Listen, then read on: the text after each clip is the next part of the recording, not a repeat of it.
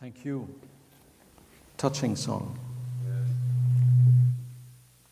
In the first epistle of Paul to the Corinthians, which is where our journey has been in the last few months, Paul takes a moment to a few verses to discuss the Lord's Supper.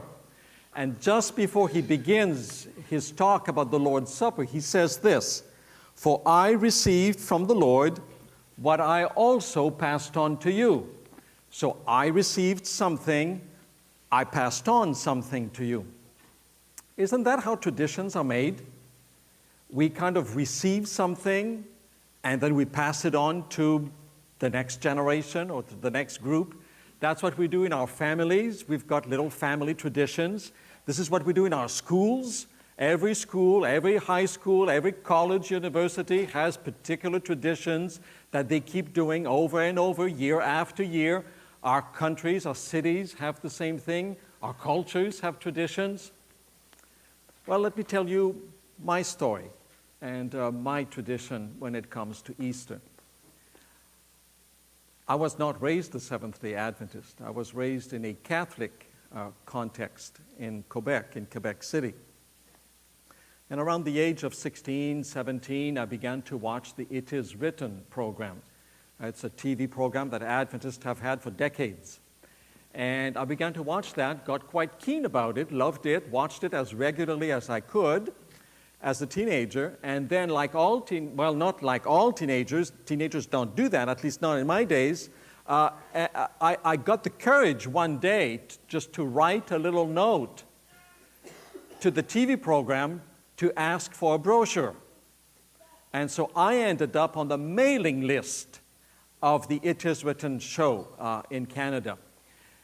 And the pastor one year of the local Adventist church there in Quebec City decided one year that he would do a series of lectures every night of the week before Easter.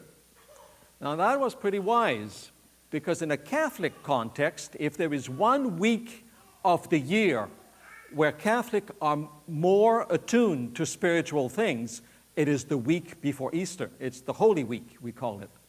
And so I got an invitation in the mail. And the pastor, well, I didn't know it was a pastor, but the person who was going to lecture was going to have a lecture every night of that week on something that had to do with the last days of Jesus before his death. And so on Thursday it would be about the Lord's Supper, and on Friday it would be about the crucifixion, and on Saturday morning it would be about the resurrection. By then, I was a college student. I was doing sciences, wanting to go into university to do biochemistry. And I had labs.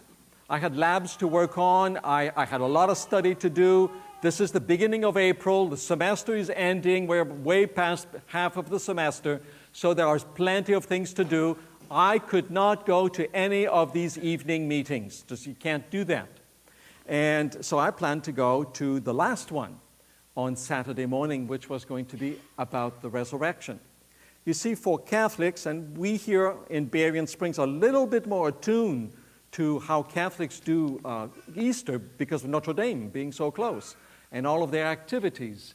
And for Catholic, the way I was raised in my days, Easter is big. Easter is very big because that's when you can have chocolate. Yeah, you wonder where the chocolate comes from? Lent. Catholics, from the Ash Wednesday all the way until Easter morning, don't eat chocolate. Well, at least in my days. And so my mom, my dad, that's the way the household went. That was one of our traditions, passed on. When Ash Wednesday comes, there's no more chocolate until Easter morning. And then you have a lot of chocolate. The bunnies and the little chickens and whatever, the eggs and whatever it may be. And you really fill up on chocolate, way too much of it. Anyway, and so with my Catholic mindset, being raised like that, Easter is a very special time of the year. It is probably the most spiritual time of the year. You reflect on what this means. Why are you a Christian? Why do you go to church? Why do you do all these things? Why do you believe all these things? Easter time is the time to think about this. Why did Jesus die? Why did he resurrect? What does this have to do with me? Why me? And why should I believe all of this? this week that we're finishing, for Catholics and for the Christian world, that's the time when you do some deep reflection as to why it means to be a Christian. And so there I go. I get that invitation, and it's a Saturday morning, the day before Easter, and this little Adventist church, which I did not know about, was 5 city blocks from where I live, so not very far at all. A kilometer, a little bit more than half a mile. And so I go there that Saturday morning. The pastor has a sermon or lecture on the meaning of the resurrection. I still remember that sermon, and it's been decades. It touched me. There was something special. He took the gospel, not quite sure which one he did, but took the gospel and explained what it meant for Jesus to have resurrected from the tomb that morning. I was touched, really, really touched by this.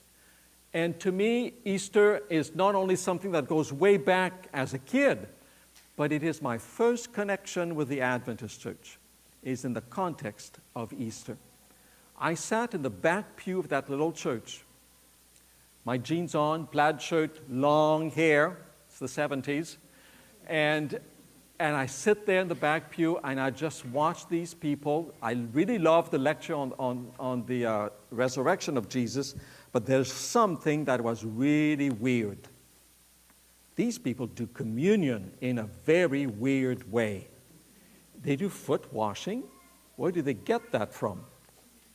And then they have the bread and in a big plate like this, and they take from it. In the Catholic Church, the priest gives it to you. You don't take it from the bowl. And then they've got a cup, and everybody have these little cups. That was so weird to me the first time I saw this happening. But that becomes part of tradition, isn't it? It's part of my story with Jesus' story. So I wondered this morning, what does Easter mean to you?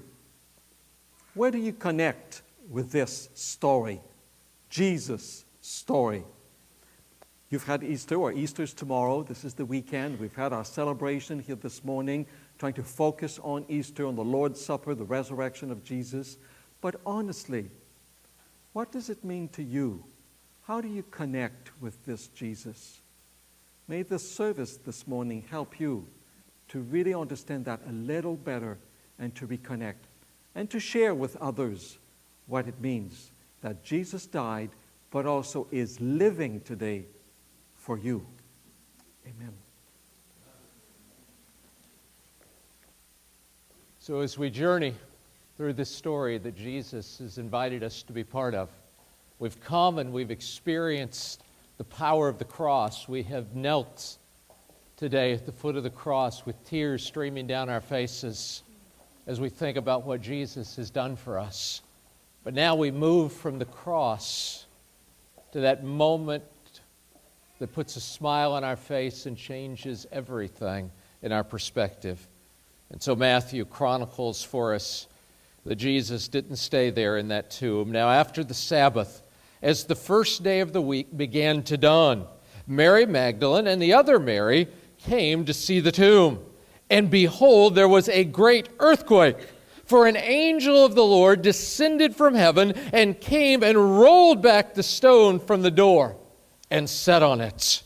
His countenance was like lightning, and his clothing as white as snow. And the guards shook for fear of him like dead men. But the angel answered and said to the woman, "Do not be afraid, for I know that you seek Jesus who was crucified. He is not here, for he is risen. As he said, come and see the place where the Lord lay. And go quickly and tell his disciples that he is risen from the dead, and indeed he is going before you to Galilee. There you will see him. Behold, I have told you." So they went out quickly from the tomb with fear and great joy, and ran to bring the disciples the word. And as they went to tell his disciples, behold, Jesus met them, saying, "Rejoice!" So they came and held him by the feet and worshipped him. Then Jesus said to them, "Do not be afraid. Go and tell my brethren to go to Galilee, and there they will see me." Again, I'm going to be joined by my friends as we, together in responsive reading, contemplate the wonder and the awe of the resurrection of Jesus Christ. God of resurrection, of life and death and rebirth. Renew our hearts and minds. God of promise, of all beginnings and all endings. Renew our hearts and minds. God of hope and new growth and harvest. Renew our hearts and minds. Amen.